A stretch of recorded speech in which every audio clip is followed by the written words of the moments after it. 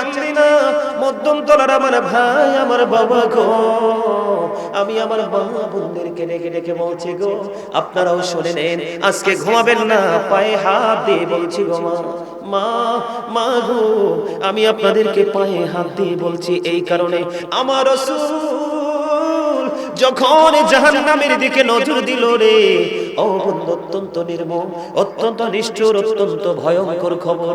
আমার রাসূল যখন মেরাজে গেলেন, ওই জাহান্নামের দিকে নজর দিলেন, জাহান্নামের দিকে নজর দিয়ে চাইয়া দেখলেন ওই জাহান্নামের মধ্যে ধনী ধনী মানুষ বেশি আর মহিলার সংখ্যা বেশি।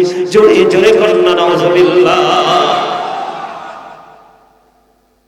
বন্ধু এই জন্য বলে দেই রে, ও চান্দিনা মধ্যম তলার আমার মা আমার বোনেরা, ভাই আমার বাবাদেরকে বলছি, হৃদয়ের জানালা খুলে শোনো, আমার রাসূল জানিয়ে দিয়েছেন তুমি তাহাজ্জুদের সময় কি হয়ে গেলে, তাহাজ্জুদের সময় জাগ্রত হয়ে গেলে তুমি কিন্তু অন্যায় করেছো, তুমি কিন্তু অপরাধ করেছো, তুমি কিন্তু গুনাহ করেছো, এটা পৃথিবীর কেউ জানে না, তুমি তো জানো। তোমার মধ্যে একটা ভয় কন্টিনিউ কাজ করতেছে, সুযোগ তুমি খুঁজতেছো কে করবে। হঠাৎ করে তুমি তাহাজ্জুদের রক্ত জাগ্রত হয়ে গেলে, তাহাজ্জুদের নামাজ পড়ে আল্লাহর দরবারে তুমি দুইটা হাত শূন্য, দুইটা হাত তুলে তুমি বললা, মালিক মালিক রে, তুমি না কথা দিয়েছো, শয়তান যখন বলেছিল আল্লাহ তোমার বান্দাকে কন্টিনিউ আমি ধোঁকা দিয়ে যাব, আমার আল্লাহ তখন বলে দিয়েছেন যা শয়তান যা, তোকে তোর পাওয়ার দিয়ে দিলাম। এবার আমার আল্লাহ বলে দিল, শয়তান তোকে যেমন তোর পাওয়ার দিয়ে দিলাম, ঠিক তুমি আমার কথাও শুনে নাও রে, আমার বান্দাগুলো যখন অপরাধ করার পরে আমার কাছে যখন ক্ষমা চাইবে, যতক্ষণ পর্যন্ত ক্ষমা চাইতে থাকবে রে, আমি ততক্ষণ শুধু তাদেরকে ক্ষমা করতেই থাকবো। আর ভয় থাকার কথা নেই। তারপরও বলে দেই বন্ধু, হৃদয়ের জানালা খুলে শোনো গো বন্ধু, যখন তুমি তাহাজ্জুদের নামাজ পড়তে গিয়ে যখন তোমার চোখের মধ্যে কান্না চলে আসলো, ওই কাঁদতে কাঁদতে মনের অজান্তেই তুমি চাইয়া দেখলে মাসির মাথার সমপরিমাণ, মাসির মাথা তো দেখে আগামী কালকে অথবা বন্ধু যখনই আমি আজকে বলে যাই, মাসিটার দিকে একটু খেয়াল করে তাকাবে, মাসির মাথাটা একদম ছোট।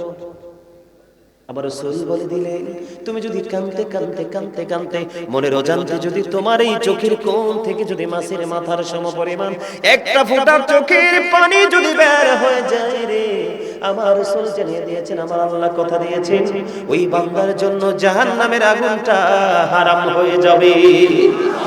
জোরে জোরে কন্যা সুবহানাল্লাহ। আপনি উঠেছেন কখন?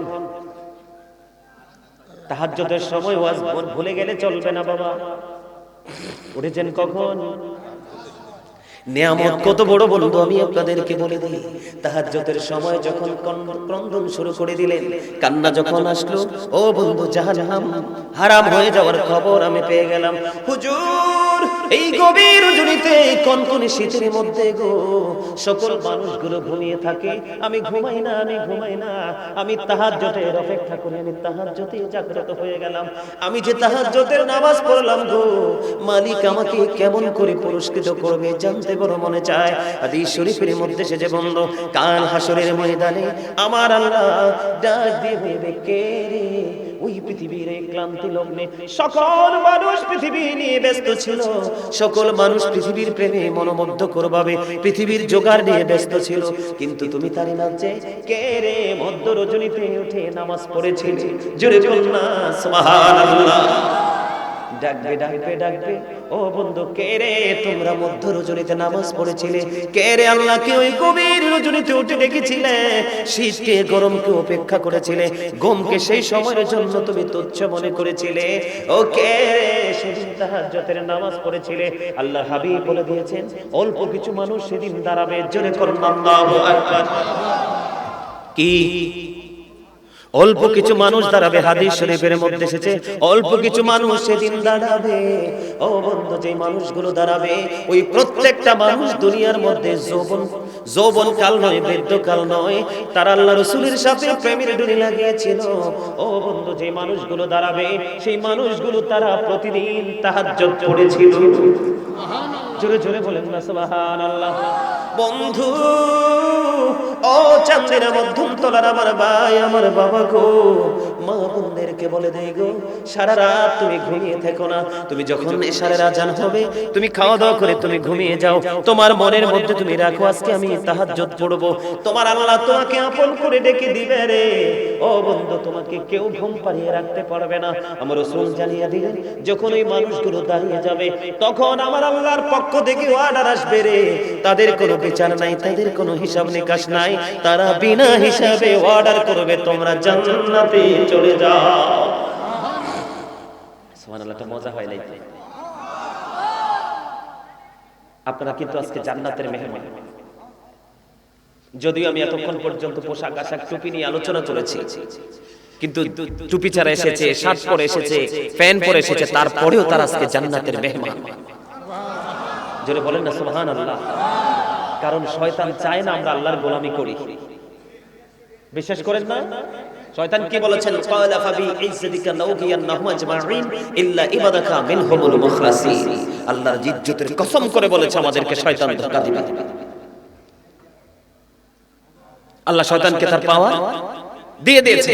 আর আপনাকে আমাকে যে ভালোবাসে, ওই যে সুন্দর করে বানাইছে, এজন্য আপনার আমার জন্য আল্লাহ আরেকটা মেসেজ দিয়েছে।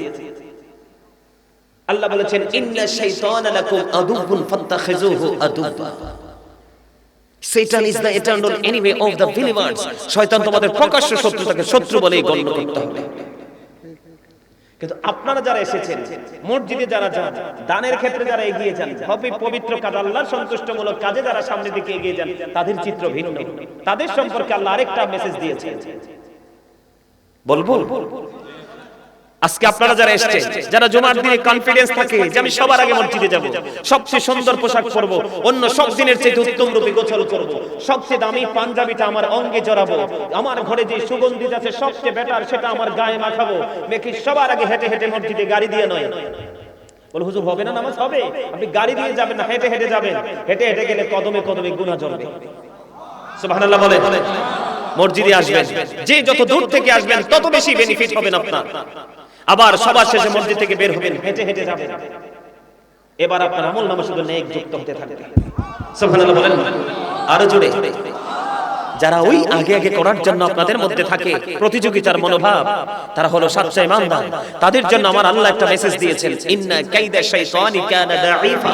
আল্লাহ বলেছেন শয়তান ডিসিপশন ইজ ভেরি উইক। শয়তানের ধোঁকা মুমিনের জন্য একেবারে দুর্বল। আওয়াজ তুলে বলেন সুবহানাল্লাহ। আজকে টুপিওয়ালা টুপি ছাড়া, গেঞ্জিওয়ালা গেঞ্জি ছাড়া, শার্টওয়ালা শার্ট ছাড়া, যে যেভাবে এসেছি আমরা সবাই আজকে জান্নাতের মেহমান। আমার কথা নয়,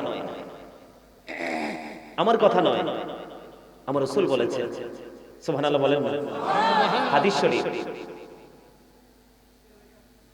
আমার রাসূল জানিয়ে দিয়েছেন তোমরা যখন জান্নাতের বাগানে যাও তোমরা জান্নাতি মেহমান।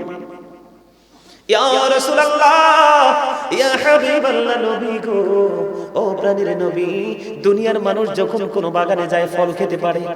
জাম বাগানে গেলে জাম খায়, আম বাগানে গেলে আম খায়, পেয়ারা বাগানে গেলে পেয়ারা খায়, কোনো বন্ধুর বাড়িতে গেলে সুস্বাদু খাবার খায়। ও নবী, নবী গো, ও প্রাণের নবী, আমরা যে জান্নাতের বাগানে আসলাম, বাগানে তো কোনো না কোনো ফল থাকে। ও নবী, আমরা জান্নাতের বাগান থেকে কি খেতে পারবো? রাসূল বলে দিলেন, উম্মত, তোমরা যারা জান্নাতের বাগানে চলে এসেছো তোমাদের জন্য জান্নাতের বাগানে ফল আছে। জোরে জোরে কন্যা সুবহানাল্লাহ। নবী গো, ওই ফলটা কি গো? আমার রাসূল বন্ধু জানিয়ে দিলেন। বলবো কি? আমার রাসূল বলে দিলেন, আমরা যারা বন্ধু আজকে জান্নাতের বাগানে এসেছি আমাদের জন্য জান্নাতের ফল আছে। হুজুর কোনটা গো? আমার রাসূল বলে দিলেন জান্নাতের ফল সুবহানাল্লাহ আলহামদুলিল্লাহ লা ইলাহা ইল্লাল্লাহ সুবহানাল্লাহ আলহামদুলিল্লাহ লা ইলাহা ইল্লাল্লাহ লা ইলাহা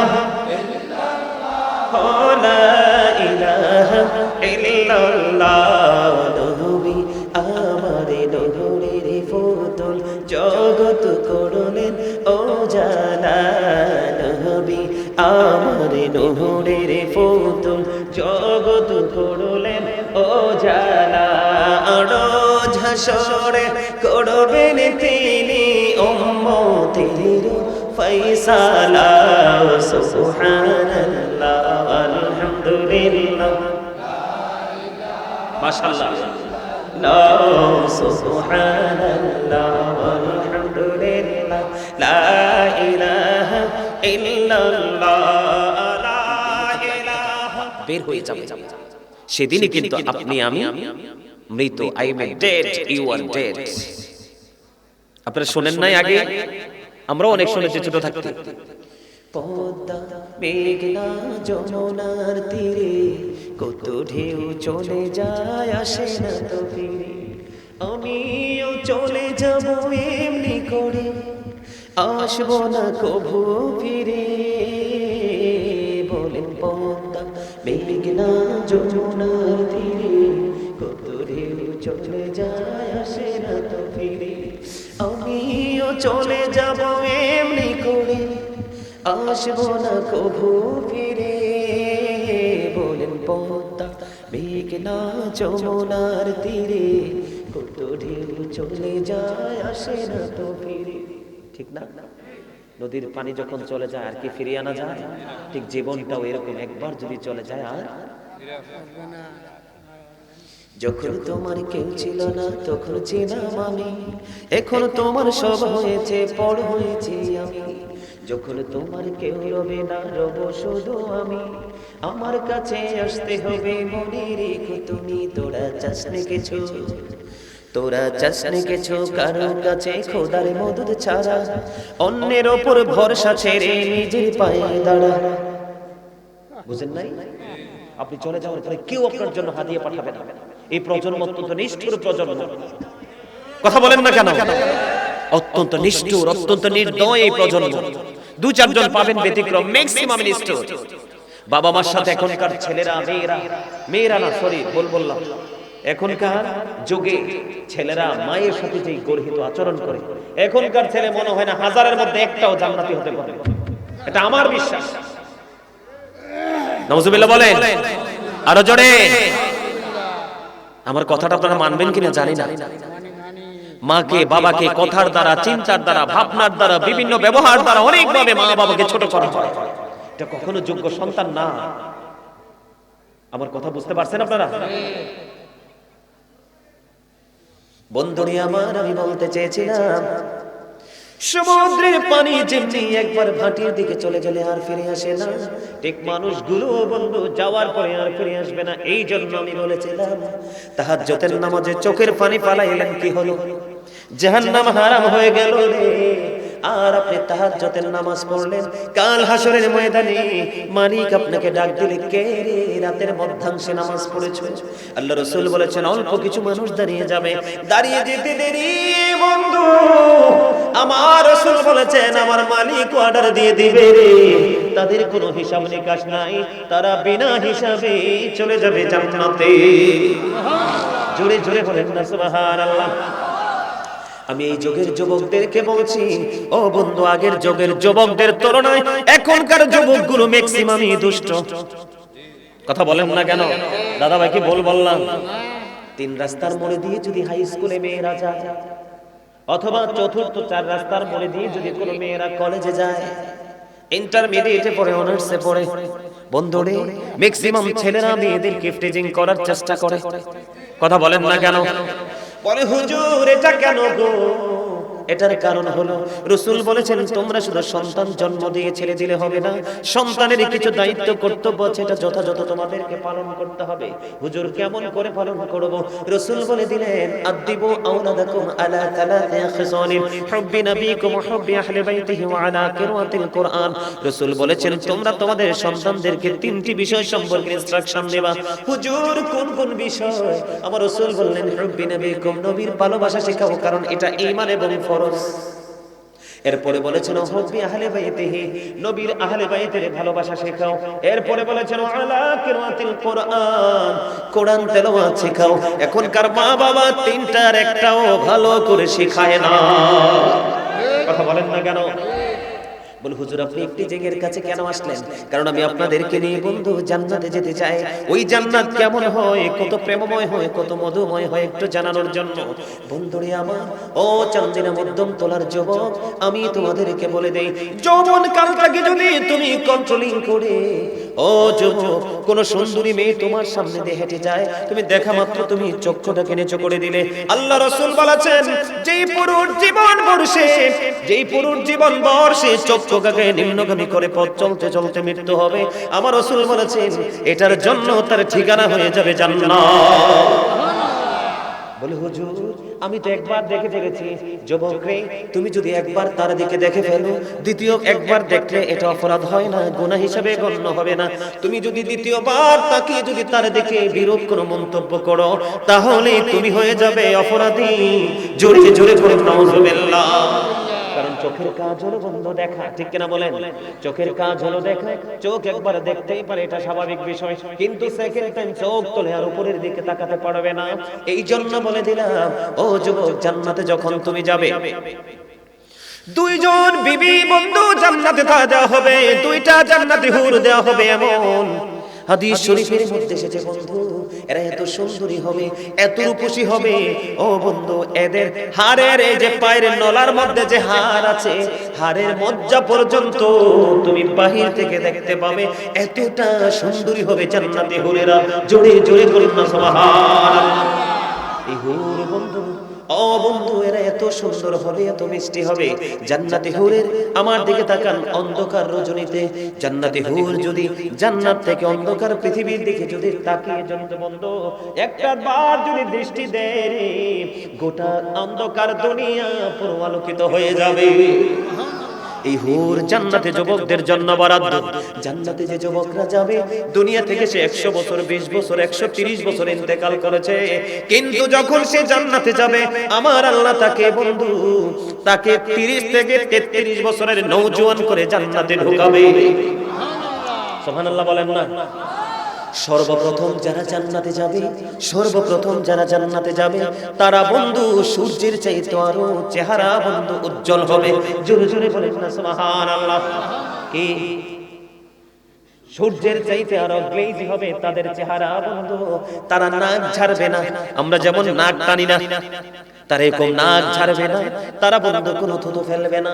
ও মধ্যম তলার যুবক, এই প্রেম যদি তোমরা বুঝতে রে, তাহলে তোমাদের কন্টিনিউ টার্গেট থাকতো ওই দিকে।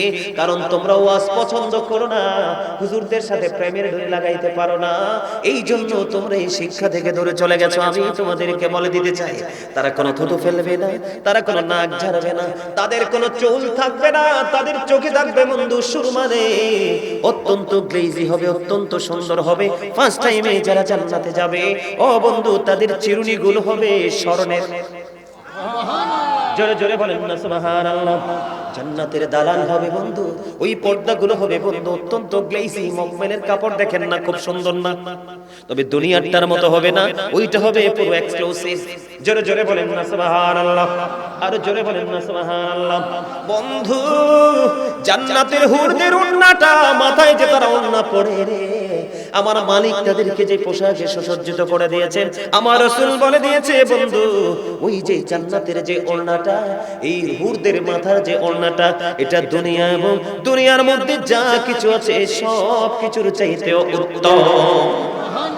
জোরে জোরে বলেন না সুবহানাল্লাহ। এই জান্নাত আমরা চাই কি চাই না? আরো জোরে বলেন, চাই তো। এখন আপনি ধরেন আপনি কাজ করলেন না, বিকাল বেলা কি বেতন আশা করতে পারবেন? কথা বলেন না কেন?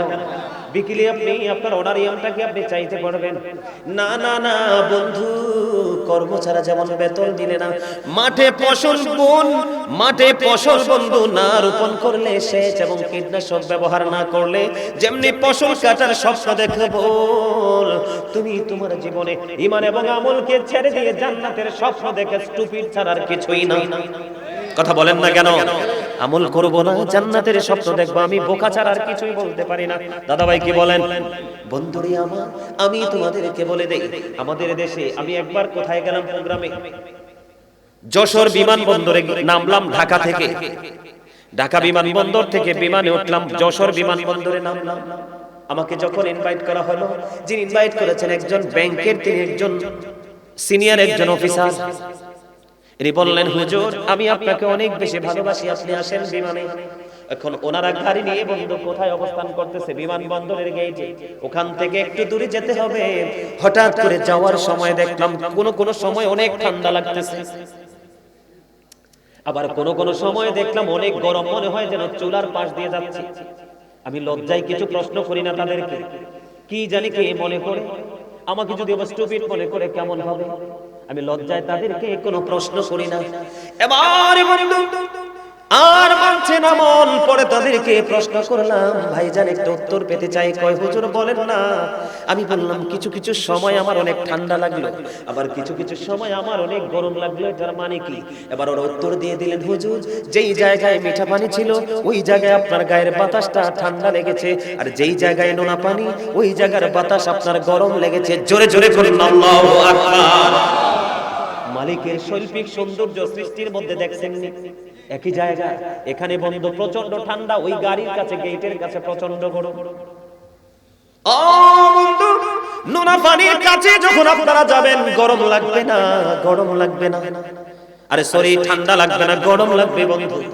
এই কারণে বললাম জান্নাতের হুরেরা একটু থুতু যদি বন্ধু একেবারে কঠিন লবণাক্ত সমুদ্রে যদি একটা ফোঁটা থুতু যদি ফেলে দেয়, ওই জান্নাত পুরোপুরি মিষ্টি হয়ে যাবে, ওই নোনা পানি পুরোপুরি মিঠা পানিতে রূপান্তরিত হয়ে যাবে। জোরে জোরে বলুন না সুবহানাল্লাহ। বন্ধুরে আমার, ওই জান্নাতে যারা যাবে তারা কখনো ক্ষয় হবে না, তারা কখনো বন্ধু বিনাশ হবে না। তারা এমন সুরে বন্ধু একত্রিত হয়ে গান গাইবে, ওই গানের সুর পৃথিবীর কোন শিল্পী কোনোদিন দিতে পারবে না। সুবহানাল্লাহ বলেন না? আমরা এখন নোংরা গান শুনে বলি ফ্যান্টাস্টিক, বলে কি বলি না? আপনারা মুরব্বীরা বলেন না, বলে হলো আমরা দুষ্ট যুবকরা, বলে কি বলে না? আল্লাহ রাসূল জানিয়ে দিলেন গান শোনার পরে যে বলবে ভেরি ফ্যান্টাস্টিক, আল্লাহ রাসূল বলে দিয়েছেন গান শোনার পরে যেই যুবকের অন্তরে মজা লাগবে রে, আল্লাহ রাসূল বললেন সে যেন কুফরি করে ফেললো। জোরে জোরে বলেন না নাউযুবিল্লাহ। আল্লাহ রাসূল বললেন মাঠে পানি দিলে যেমনি ফসল জন্ম হয়, ঠিক তেমনি বন্ধু গান থেকে মানুষের মনের ঘরে নোংরামি তৈরি হয়। রাসূল বললেন গানের আসরে যাওয়া পাপী লোকের কাজ, মন দিয়ে গান শোনা ফাসিকদের কাজ, আর গান শুনে মজা নেওয়া এটা হলো কুফরি। জোরে জোরে বলুন নাউযুবিল্লাহ। আর জোরে বলেন। বন্ধুরে আমার, রাসূল বলে দিয়েছেন the music and musical instrument will be increased, গান বাদ্যযন্ত্র বেড়ে যাওয়া কিয়ামতের আলামত। এই বন্ধু তোমরা ভুলে গেলে চলবে না, আজকে চান্দিনা মধ্যন্তরের আমার ভাই আমার বাবা গো, মা বোনদেরকে ডেকে ডেকে বলতে চাই গো, রাসূল বলেছেন কিয়ামতের আলামতের মধ্যে অন্যতম আলামত হলো দ্বীনের শিক্ষাটা উঠে যাবে, দিন দিন মূর্খতা সমাজের মধ্যে বৃদ্ধি পাবে। আপনারা কি বুঝেন না? Characterless people will come in national power. রাসূল বলছেন চরিত্রহীন লোক জাতীয় ক্ষমতায় যাবে। এখন দেখবেন ভালো মানুষ ক্ষমতার জন্য লাফায় না, আমার কথা কয় না, আমি কি ভুল বললাম? যারা আল্লাহওয়ালা, যারা বন্ধু ফরেজগার, অত্যন্ত গুড ক্যারেক্টার অধিকারী, ওই মানুষগুলো ক্ষমতা চায় না ও বন্ধু, কারণ ওখানে গেলে ভালো করলেও গালি খেতে হয়। কথা বলেন না কেন? এই জন্য বলে দিলাম আমার দিকে তাকার বন্ধু, জান্নাতের মধ্যে যে হুরেরা থাকবে একত্রিত হয়ে যাবে, এত সুন্দর করে গুনগুন করে গান গাইতে থাকবে, এত মিষ্টি হবে তাদের সুর বন্ধু। আমার রাসূল বলেছে উম্মত পৃথিবীর নষ্ট সুরের জন্য পাগল হইও না রে, তোমরা এমন সুরে গান শুনবে, এত মিষ্টি মধুর সুরে গান শুনবে যেটা কোনোদিন তোমরা কল্পনাও করতে পারো না। রাসূল বলে দিলেন জান্নাতে তোমরা এমন একটা নিয়ামত কোন চোখ কোনোদিন সেটা দেখতে পায়নি, কোন কান কোনোদিন সেটা শুনতে পায়নি, কোন মানুষ কোনোদিন ও বন্ধু কল্পনাও করতে পারবে না রে। জান্নাত এত বড় প্রেমময় হবে। আল্লাহর হাবিব এক্সাম্পল স্বরূপ আপনাকে আমাকে একটা ওয়াজ দিয়ে দিয়েছেন। আমি আপনাদেরকে বলি, আপনারা দেখছেন নি চাবুক? দেখছেন নি চাবুক যখন ঘোরানো হয় বা আঘাত করা হয় একটা ব্যতিক্রমী শব্দ হয়, আছে না নাই? আমার রাসূল জানিয়ে দিলেন ও বন্ধু একটা চাবুক জান্নাতের মধ্যে, একটা চাবুক রাখার মতো যে জায়গাটা, একটা চাবুক রাখতে আর কতটুকু জায়গা লাগে? একটা চাবুক রাখার মতো যে জায়গাটা, ওই জায়গাটা দুনিয়া এবং দুনিয়ার সব কিছুর চাইতে উত্তম হলো জান্নাতের মধ্যে একটা চাবুক রাখার সমপরিমাণ জায়গা। জোরে জোরে বলেন না সুবহানাল্লাহ, আর জোরে বলেন না সুবহানাল্লাহ। জান্নাত হলো অপূর্ণনীয় বন্ধু, সুখের জায়গা। পৃথিবীতে শেষ হয়ে যাবে, যুগের পর যুগ ভক্তি মুহাদ্দিস বন্ধু আসতেই থাকবে, ও বন্ধু আসতেই থাকবে, আর জান্নাত নিয়ে আলোচনা করতেই থাকবে। কিন্তু বন্ধু এটা সম্পর্কে সত্যিকার অর্থে বর্ণনা করে শেষ করতে পারবে না। এটা মালিক যাকে দয়া করবে রে, তাকে এই জান্নাত আল্লাহ উপহার দিবে। সুবহানাল্লাহ বলেন না কেন? আর জোরে বলেন। বন্ধুরে আমার দিকে তাকান। আমাদের দেশের মধ্যে বন্ধু জায়গা নিয়ে মারামারি আছে না নাই? জোর করে জায়গা দখল আছে না নাই? আরো জোরে বলেন। আপনারা কি অসুস্থ? আরো জোরে। তা আছে শব্দটা তো ছোট কেন? আছে শব্দটা তো একটু স্মার্ট হবে, বড় হবে। আছে না? কথা বলেন না।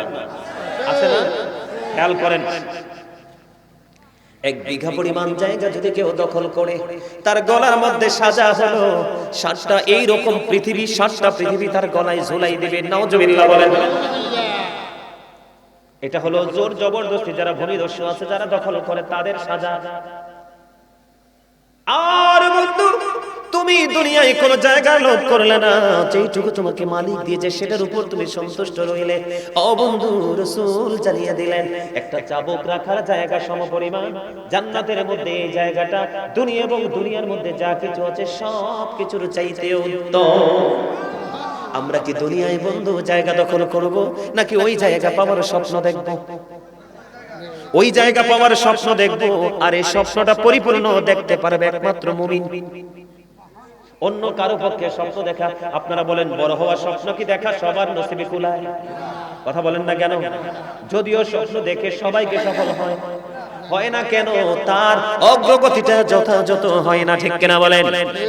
এবার আসেন, আমাদের দেশে গাছ কাটা নিয়ে মামলা মোকদ্দমা হয় কি হয় না? কথা বলেন না কেন? একজন আরেকজনের গাছের ফল চুরি করে কিনা। বন্ধু জান্নাত কত প্রেমময় রে। ও বন্ধু কেমন করে তোমাদেরকে বুঝাইলে বুঝবে জানি না রে। একটা জান্নাতের মধ্যে একটা বৃক্ষ আছে, মানে একটা গাছ। ওই গাছের ছায়ার নিচে, ওই গাছের ছায়ার নিচে পৃথিবীর যদি সবচেয়ে দ্রুতগামী কোন বাহন যদি বন্ধু দৌড়াতে পারে, আমার রাসূল বললেন জান্নাতের এত বড় নিয়ামত, ওই জান্নাতের মধ্যে যে বৃক্ষটা আছে, ওই বৃক্ষটার ছায়ার নিচে যদি বন্ধু দ্রুতগামী কোন ঘোড়া বা কোন অশ্ব যদি ভ্রমণ করে, 100 বছর ভ্রমণ করার পরেও সেই ছায়া মেরে শেষ করতে পারবে না। জোরে জোরে বলেন না সুবহানাল্লাহ। বন্ধুরে আমার শুধু তাই নয়, ও বন্ধু আমি আপনাদেরকে বলি, স্তর বোঝেন? স্তর বোঝেন? এটা একটা স্তর, ঠিক না বলেন? এটা একটা প্লেস। কথা বলেন না কেন? আপনার বাড়ির আঙ্গিনা এটা একটা প্লেস বা স্তর। কথা বলেন না কেন? আমি আপনাদের বোঝার জন্য বলছি বন্ধু, কারণ আমি এই ওয়াজ বন্ধ করি না এই ওয়াজ বন্ধু আমি করি না। আমি গত বছর একদিনও ওয়াজ করি নাই বন্ধু, পরিপূর্ণ জান্নাতের ওয়াজ করি না। এই কারণে, কারণ জান্নাতি মানুষ খুঁজে পাওয়া খুব মুশকিল। কথা বলেন না কেন? মসজিদের মতো পবিত্র জায়গার দায়িত্বে বন্ধু সুদখোর, ঘুষখোর, বাটপার, মিথ্যাবাদী, মুনাফিক, এই 4-5টার মধ্যে কোনো না কোনো একটা কমিটির মধ্যে ঢুকে পড়ে। কথা বলেন না কেন? আছে না নাই? এই জন্য বন্ধু পবিত্র জায়গাগুলোর মধ্যে পর্যন্ত এখন কেমন একটা অবস্থা হয়েছে, লাঠিয়াল বাহিনী দিয়ে জোর করে সভাপতির জায়গা দখল করে। আছে না নাই? এই জন্য আমি আপনাদেরকে বন্ধু বলে দেই রে, আমার দিকে বন্ধু একটু অন্তর খুলে একটু তাকিয়ে আলোচনাগুলো শুনেন। আমার রাসূল বলেন জান্নাতের মধ্যে কমপক্ষে 100টা স্তর আছে। কয়টা? জান্নাতের মধ্যে কমপক্ষে 100টা স্তর আছে। আমার রাসূল বলেছেন একটা স্তর থেকে আরেকটা স্তরের দূরত্ব কত হবে রে? ও বন্ধু একটা স্তর থেকে আরেকটা স্তরের দূরত্ব হবে, আমার রাসূল বলেছেন আসমান থেকে জমিনের দূরত্ব যত দূর, ও বন্ধু জান্নাতের একটা স্তর থেকে আরেকটা স্তরের দূরত্ব হবে এত দূর। তাহলে আপনি জায়গা ঘুরে খেয়ে আপনি শেষ করতে পারবেন না। ঠিক কিনা বলেন? খবর ভালো লাগতেছে নি দাদা ভাই? মজা লাগেনি? আলহামদুলিল্লাহ বলেন, আরো জোরে বলেন। ও বন্ধু, আমি আপনাদেরকে বলে দিতে চাই, তিনি চুলবিহীন হবে, দাড়িবিহীন হবে। আপনি 100 বছরে মারা গেছেন, 30 থেকে 33 বছরের নওজোয়ান বানায় আপনাকে জান্নাতে ঢোকানো হবে। সেই দিন যদি একটা জান্নাতি 100 বার যদি একসাথে আলিঙ্গন করেন, ও বন্ধু, তার যৌবন বন্ধু কমবে না, যতই মিলবে ততই যৌবনের পাওয়ার বাড়তে থাকবে। জোরে বলুন সুবহানাল্লাহ। দুনিয়ার 2 দিনের যৌবন নিয়ে মানুষ কত নোংরামি করে কি করে না? কিন্তু ওই জায়গাটা তো প্রেমময় হবে বন্ধু।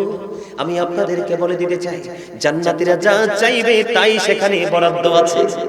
সুবহানাল্লাহ বলেন না? বন্ধুরে আমার, আমি আপনাদেরকে एग्जांपल দিয়ে দেই কেমন বরাদ্দ আছে বন্ধু। জান্নাতীদের জন্য জান্নাতের মধ্যে एग्जांपल 4টা নদী আছে। কয়টা? 4টা নহর আছে। একটা হলো পানির নদী, একটা হলো দুধের নদী, একটা হলো শরবতের নদী, আর একটা হলো নদীর নদী। বন্ধু, জান্নাতি যেটা মন চায় সেটাই সে ভক্ষণ করবে রে। কতক্ষণ মধু পান করবে, কতক্ষণ শরবত পান করবে, কতক্ষণ পানি পান করবে, কতক্ষণ দুধ পান করবে বন্ধু, তার এনার্জির কোনো কমতি হবে না। সবচেয়ে বড় মজার খবর হলো গো, ও বন্ধু, তুমি যতই খাও, যতই পান করো, তোমার কোনো প্রস্রাব হবে না। জোরে জোরে বলেন না সুবহানাল্লাহ। সবুজ রঙের একটা পাখি আসবে জান্নাতের কাছে, সবুজ রঙের একটা পাখি চলে আসবে, এসে বলবে, রে জান্নাতি, তুমি কি আমাকে ভুনা করে ফ্রাই করে খেতে চাও? এবার জান্নাতি, ওই জান্নাতি আল্লাহর প্রিয় বান্দা, সে বলবে হ। বন্ধু, তাৎক্ষণিকভাবে ওই জান্নাতি, ওই সবুজ রঙের পাখি ভুনা হয়ে চলে আসবে, জান্নাতে খেয়ে যাবে, অত্যন্ত সুইটেবল হবে। সেই দিন বন্ধু বাজার করবে মানুষ, আর বাজারে বেচবে হলো ফেরেশতারা। সুবহানাল্লাহ বলেন না? আপনি দামেন জান্নাতে, আপনার খাদেম হয়ে যান ফেরেশতারা। জোরে করুন না সুবহানাল্লাহ। আজকে ফেরেশতাদেরকে সাক্ষী রেখে বন্ধু কোন অন্যায় করা যাবে না, কোন অপরাধ করা যাবে না। আপনি এত দামি, এত সৃষ্টি রে। ও বন্ধু, আমি আপনাদেরকে বলে দিতে চাই, আপনি যতই ভক্ষণ করবেন, ঢেকুর আসবে, ঢেকুরের সাথে সেটা ফিনিশ হয়ে যাবে। আর যদি আমি উল্টো দিকে যাই, জাহান্নামী যারা রে, ও বন্ধু, তারা তো পাগল হয়ে যাবে, তারা তো পাগল হয়ে যাবে, তারা পানির তৃষ্ণা লাগবে, পাগল দেওয়ানা হয়ে যাবে। তাদের জন্য পানি বরাদ্দ আছে। এত উত্তপ্ত গরম পানি, আমার দিকে তাকান, এত উত্তপ্ত গরম পানি, ও বন্ধু, তাদের মাথার মধ্যে ঢেলে দেওয়া হবে। মাথার মধ্যে ঢালতে দেরি রে, পেটের মধ্যে ঢুকতে দেরি করবে না, পেটের মধ্যে ঢুকতে দেরি 2 রানের মধ্যখান দিয়ে গলে গলে গলে গলে জুসের মতো লিকুইড হয়ে সব কিছু বের হতে থাকবে। জোরে করুন না নাউজুবিল্লাহ। বন্ধু রে, সেদিন মানুষগুলো শুধু কাঁদতে থাকবে, চিৎকার করতে থাকবে, হাহাকার করতে থাকবে, কারণ আমার আল্লাহ আগে বলে দিয়েছেন, ওয়াল্লাহু লা ইউহিব্বুজ জালিমিন, আল্লাহ জালেম অত্যাচারীকে পছন্দ করে না। আল্লাহ বলেছেন, ওমানিজ জালিমিনা মিন আনসার, জালেমরা যখন বিপদে পড়ে যায় আল্লাহ তাদের জন্য কোনো ধরনের কোনো সাহায্যের ব্যবস্থাও রাখে না। আমার আল্লাহ বলেছেন, ইন্নাল্লাহা লা ইয়াজলিমুন নাসা শাইআ ওয়ালাকিন্নান নাসা আনফুসাহুম ইয়াজলিমুন। আল্লাহ বলেছেন, আল্লাহ বান্দার উপর কোনো জুলুম করে না, অত্যাচার করে না, বান্দা নিজেই নিজের উপর অত্যাচার করে। জোরে জোরে করুন না নাউজুবিল্লাহ। আল্লাহ বান্দার উপর অত্যাচার করে না, বান্দা নিজেই নিজের উপর অত্যাচার করে। যারা অত্যাচারী, আল্লাহ তাদেরকে পছন্দ করে না। আর যখন তারা বিপদে পড়ে যাবে রে, তাদের জন্য মালিক কোনো সাহায্যকারীও রাখে না। বন্ধু, তুমি খেয়াল করে দেখো রে, জান্নাতি যেটা মন চায় সেটাই বন্ধু খাচ্ছে। আমার আল্লাহ বলেছেন, রাসূল জানিয়ে দিয়েছেন, জান্নাতীরা যা চাইবে জান্নাতের তাই মালিক ব্যবস্থা করে রেখেছে। তবে জান্নাতীদের জন্য সবচেয়ে বড় নিয়ামত হলো মালিকের সাথে সরাসরি দেখা। জোরে জোরে করুন না সুবহানাল্লাহ। জান্নাতীরা যখন আল্লাহ রাব্বুল আলামিনকে দেখতে পাবে বন্ধু, তখন জান্নাতের আর কোন নিয়ামত তাদের কাছে নিয়ামত মনে হবে না। সবচেয়ে নিয়ামত মনে হবে তার মালিককে। আল্লাহ গো, ও মালিক, আমরা যেন তোমার প্রেমিক, তোমার আল্লাহওয়ালা, তোমার নবীওয়ালা বান্দাদের অন্তর্ভুক্ত হয়ে যেন আমরা জীবন যাপন করতে পারি। মালিক, আজকে অন্তর থেকে তোমার কাছে দরখাস্ত করিলাম, কবুল করে নাও। জোরে বলেন আমিন। আরো জোরে বলেন না আমিন। আর বন্ধু যিনি জাহান্নামী, গরম পানি তার মাথায় দেওয়া হলো, পেটের মধ্যে ঢুকে গেল, গলে গলে লিকুইড হয়ে সব বের হতে লাগলো, চিৎকার করতে লাগলো, আমার দিকে তাকান না ইয়ামুতু, people will not die that day, সেদিন মানুষ আর মরতে পারবে না। আল্লাহ বলেছেন ফিহা ওয়ালা ইয়াহইয়া, people will not be able to live that day, সেদিন মানুষগুলো আর বাঁচতে পারবে না। আল্লাহ বলেছেন ওয়া হুমান হাবিয়া গায়বিন, people will not be able to escape that day, চাইলে মানুষ সেদিন সেখান থেকে আর পালাইতেও পারবে না। জোরে জোরে বলুন না নাউজুবিল্লাহ। আর যারা জান্নাতে যাবে বন্ধু, যারা কোথায় যাবে? যারা জান্নাতে যাবে রে, জান্নাত সম্পর্কে একটু খবর শোনার আর একটু দরকার আছে রে। সবচেয়ে বড় কথার খবর হলো বিসমিল্লাহির রহমানির রহিম।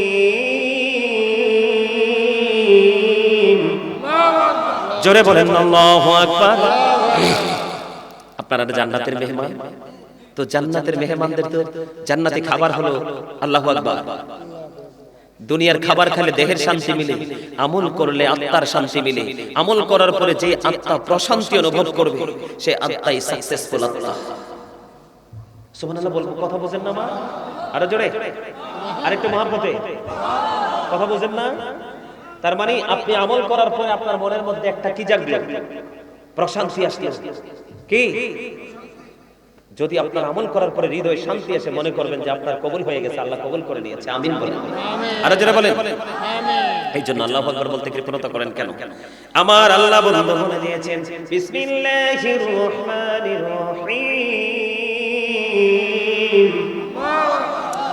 ইন্নাল্লাযীনা আমানু ওয়া আমিলুস সালিহাতি কানাত লাহুম জান্নাতুল ফিরদাউসি নুজুলা, জান্নাতুল ফিরদাউসি নুজুলা খালিদিনা ফিহা লা ইয়াবগুনা আনহা হিওয়ালা। জোরে জোরে বলেন আল্লাহু আকবার। আর জোরে বলেন আল্লাহু আকবার।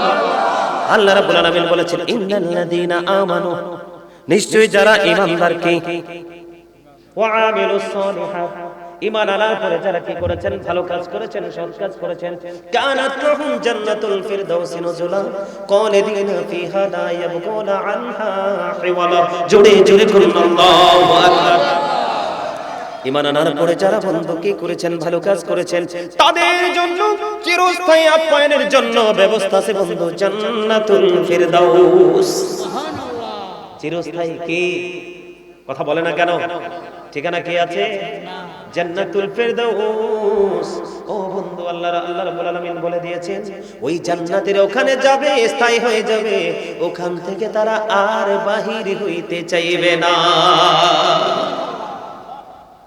সুবহানাল্লাহ বলেন। এই জান্নাত আমরা চাই কি চাই না?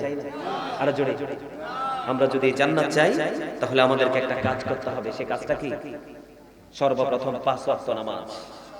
কি সর্বপ্রথম? কি 5 ওয়াক্ত নামাজ পড়লে লাভ হবে কি? ইন্নাস সালাতা তানহা আনিল ফাহশাই ওয়াল মুনকার। নামাজ মানুষকে সকল খারাপ কাজ থেকে বাঁচিয়ে রাখে। নামাজ পড়ার দরকার আছে না নাই? আরে জোরে, আমরা পড়ব কি পড়ব না? পড়ব না সবাই? কি করব? 5 ওয়াক্ত নামাজ পড়ব, তারপরে কি করব? সুদ ছাড়ব। আপনারা বলেন আমাদের সমাজের মধ্যে কি এখন দূরত্ব বেশি না? এই দূরত্বটাকে যদি আমরা কাটিয়ে আমরা যদি একটা প্রেমময় বন্ধনে যদি আমরা আবদ্ধ হতে পারি, আবদ্ধ হতে চাই, তাহলে আমাদেরকে কি করতে হবে? একজন মুসলমান আরেকজন মুসলমানকে দেখা মাত্র সালাম দিয়ে দিতে হবে। এখন কিন্তু সালামের প্রচলন নাই। এখনকার ছেলেরা অপেক্ষা করে মুরব্বিরানি সালাম দেয়। কেউ দাদা ভাইরা বলেন না, ভুল বলছে আপনাদেরকে? কি ছেলেরা সালাম দেয়? হয় দুই একজন যদি দেয়, তাহলে ম্যাক্সিমামই সালাম ছাড়া। কথা বলেন না কেন? ভুল বললাম? আপনি যদি সামাজিক বন্ধনে আবদ্ধ হতে চান, সালামের প্রচলন কি করতে হবে? বাড়াতে হবে। আরেকটা হলো, মানুষ যখন ইন্তেকাল করবে জানাজায় সবাইকে শরীক হতে হবে। দেখবেন একটা মানুষের জানাজায় গেলে তার এই মৃত্যু, যে ডেড বডিটা, তার দেহটা দেখার পরে দেখবেন প্রত্যেকটা মানুষের মানসিকতার মধ্যে এক দারুণ পরিবর্তন চলে আসবে।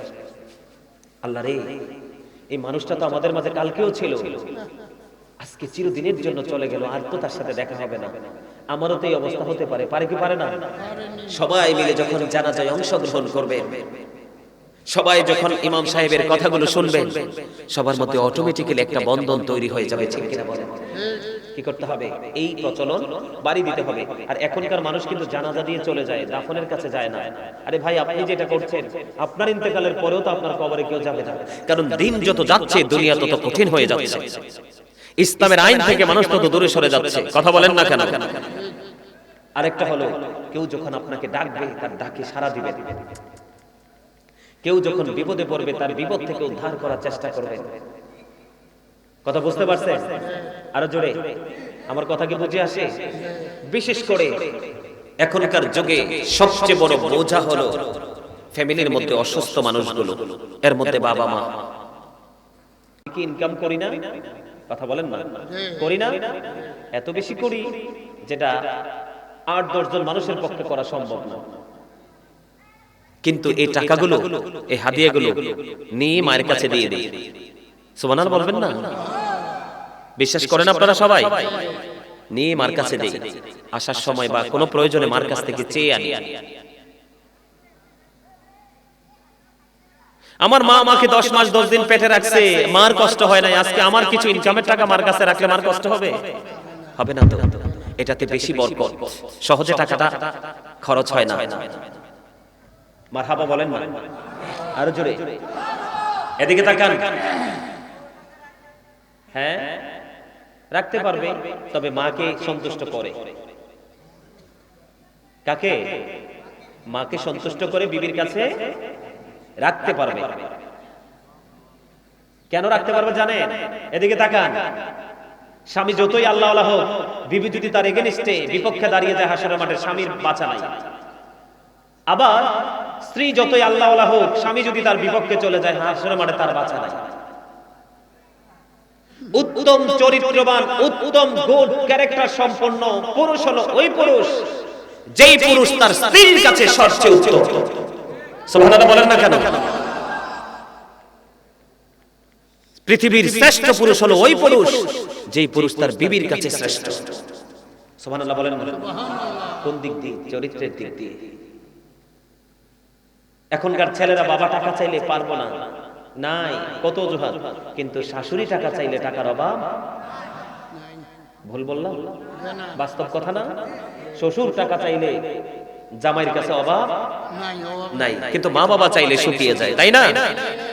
সেই ক্ষেত্রে আমি একটা হাদিস শরীফ আপনাদেরকে শোনাই দেই। রাসূলের কাছে গেলেন একজন।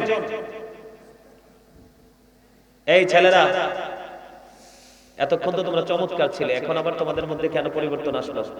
আমি আলোচনা শেষ করে দিচ্ছি। তোমাদেরকে মিন করে বলছি, ইয়াং ম্যানদেরকে। বাবা টাকা চাইলে বাবাকে না করা যাবে না।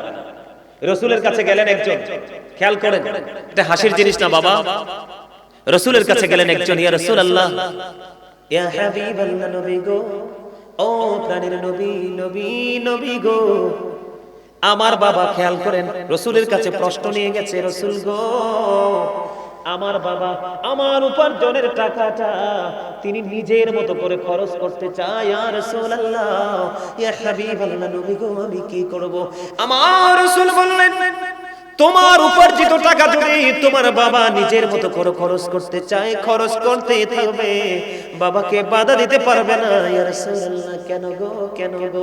আমার রাসূল বলে দিলেন, শুধু তোমার উপার্জিত অর্থ নয়, উপার্জিত টাকা নয়, তুমি নিজেও তোমার বাবার সম্পদ। শুধু তোমার টাকা নয়, শুধু তোমার ইনকাম নয় রে, তোমার বাবা যেমনি চাইবে তোমাকে তুমি তেমনি চলতে হবে। একবার বলতে পারবা না যে আমি পারবো না, পারতাম না শব্দ যদি তুমি বলো, তাহলে তুমি বেয়াদব, তুমি আর ভালো না। বলে হুজুর, জেনে পারতাম না বলে পারবো না বলে তাদের রিঅ্যাকশনটা কেমন? আমার রাসূল বলে দিলেন, যেই সন্তানটা বাবার অবাধ্য হয়ে গেল, এই সন্তানটা আল্লাহর অবাধ্য হয়ে গেল। যেই বাবাকে, যেই সন্তানকে বাবা দেখতে পারে না রে, ওই সন্তানের উপর আল্লাহর রহমত কখনোই বর্ষিত হয় না, কারণ আমার আল্লাহ ওই বান্দার প্রতি বিরক্ত। জোরে করেন না নাউজুবিল্লাহ, আরো জোরে বলেন না নাউজুবিল্লাহ। যেটা বাবার অবাধ্য সেটা আল্লাহর অবাধ্য। আপনি যায় যে আপনার অবাধ্য যারা দেখতে পারেন না তাকে কি আপনার ভালো লাগবে? কথা বলেন না কেন? ভালো তো লাগবে না। যেই জায়গায় পা রেখেছে আপনি আমি সেই জায়গায় পা পর্যন্ত রাখতে রাজি হব না, ঠিক কিনা বলেন? আরো জোরে। মজা বুঝতে পারছেন? এখনকার ছেলেরা মা বাবারে কষ্ট দেয়। এখন জান্নাতে যে যাইবেন, প্রেয়ার ইজ দ্য কি টু প্যারাডাইস। নামাজ হলো জান্নাতের চাবি, মিফতাহুল জান্নাতিস সালাত। নামাজ কি? কথা বলেন। এখন আপনি জান্নাতে যদি খুঁজে না পান, তালা পাইবেন কই? তালা যদি না পান, চাবি লাগাইবেন কই? হিসাব বুঝছেন? মানে বোঝানোর জন্য বলছি আপনাদেরকে সহজে। বাড়ি পাইলে রুম পাবো, রুম পাইলে দরজা পাবো, দরজা পাইলে তালা পাবো, তালা পাইলে চাবি লাগাবো, ঠিক কিনা বলেন? বলে হুজুর এখানে কেন আসলেন? যেহেতু জান্নাত নিয়ে আলোচনা করতেছে, এদিকে দেখান। বন্ধুরে আমার, ইন্নাল জান্নাতা তাহতা আকদামিল উম্মাহাতিকুম, তোমাদের মায়ের পায়ের নিচেই তোমাদের জান্নাত। Paradise of the child under the feet of the mother. মায়ের পায়ের নিচেই সন্তানের জান্নাত। সুবহানাল্লাহ বলেন, আরো জোরে। সেই মা বাবাকে মানতে হবে কি হবে না? We should obey our parents.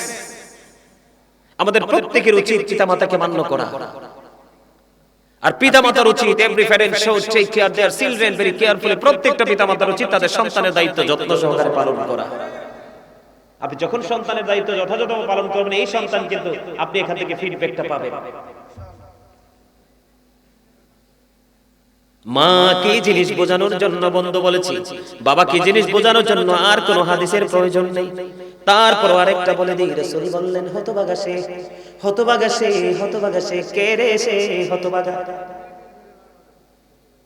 রাসূল বলে দিলেন দুনিয়ায় মা বাবা দুজন বেঁচে আছে অথবা একজন বেঁচে আছে, তাদেরকে সেবা করে যে সন্তান জান্নাত হাসিল করতে পারলো না, তার মতো হতভাগার কেউ হইতে পারে না।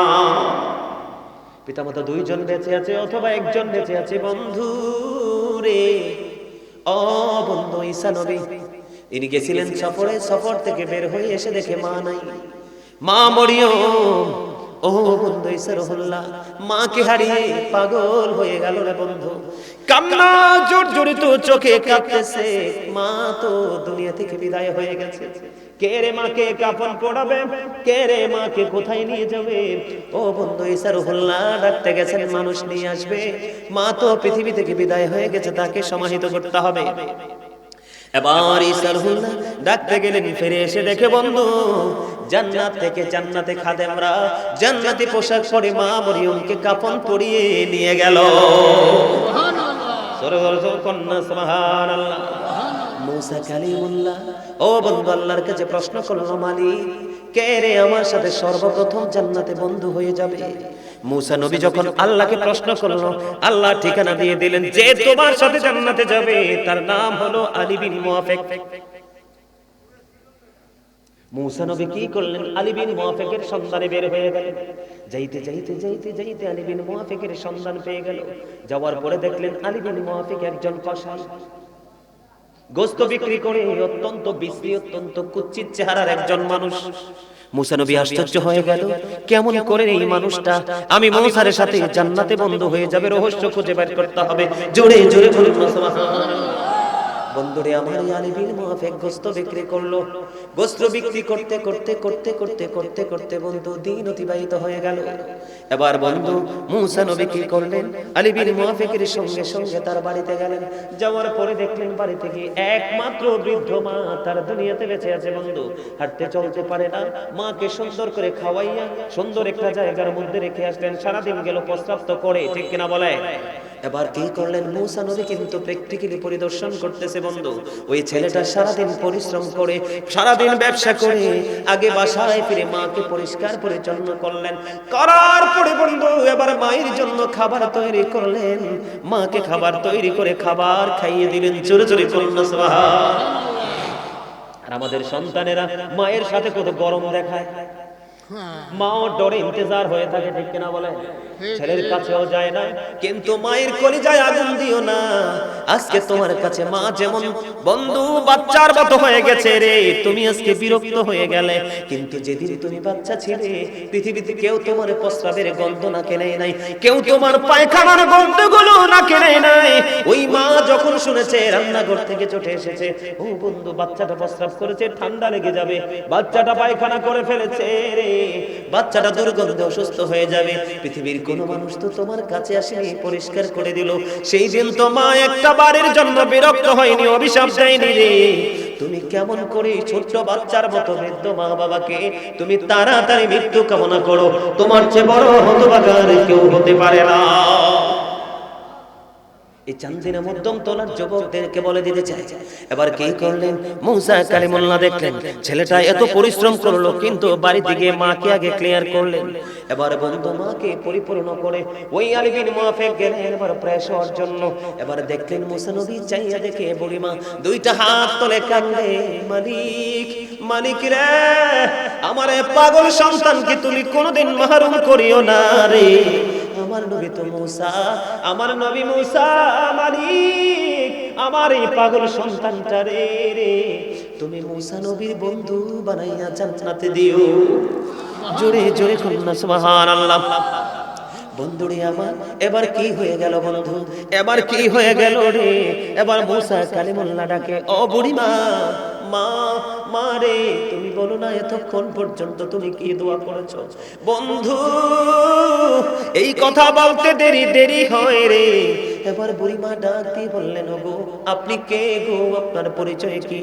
এবার বললেন বুড়িমা, ও বুড়িমা আমি তোমার নবী মুসা। এবার বুড়িমাকে প্রশ্ন করলেন, বুড়িমা ডাক দিয়ে বলল, নবী গো আমার এই ছেলেটা আমাকে এত বেশি ভালোবাসে, আমি প্রতিদিন আল্লাহর কাছে দরখাস্ত করে দেই, মালিক আমার এই পাগল ছেলেটাকে তুমি আমার নবী মুসার বন্ধু বানাইয়া জান্নাতে নিও। এবার মুসা একটা ডাক দিয়ে বলল, বুড়িমা মারে, আমি আমার মালিকের কাছে জানতে চেয়েছি, আল্লাহ আমার সাথে কে রে জান্নাতে বন্ধু হয়ে যাবে রে?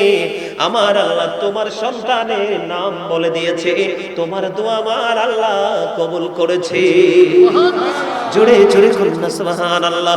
বন্ধু গো মায়ের কলিজায় আগুন দিও না, মায়ের মতো প্রিয় রে, মায়ের মতো মধু পৃথিবীতে কেউ নেই। তুমি অসুস্থ হয়ে থেকো, শ্বশুর শাশুড়ি তোমাকে আদর করে, তুমি একদিন দুই দিন অসুস্থ হয়ে বিছানায় পড়ে দেখো, দেখবা শ্বশুর শাশুড়ি ফিরে তাকাবে না, কাজের লোক খুঁজবে। আর এখান থেকে যদি তোমাকে বন্ধু বের করা হয়, মায়ের কাছে যদি নিয়ে যাওয়া হয় রে, বাবা থাকবে তোমার কাছে বসে, মা বন্ধু চোখের পানি ফেলবে আর নিজের হাতে ওই কলিজার সান্ত্বনা দিবে রে, নিজের হাতে পাগল সন্তানকে আদর দিবে, ভালোবাসবে, স্নেহ দিবে, ঠিক কিনা বলেন?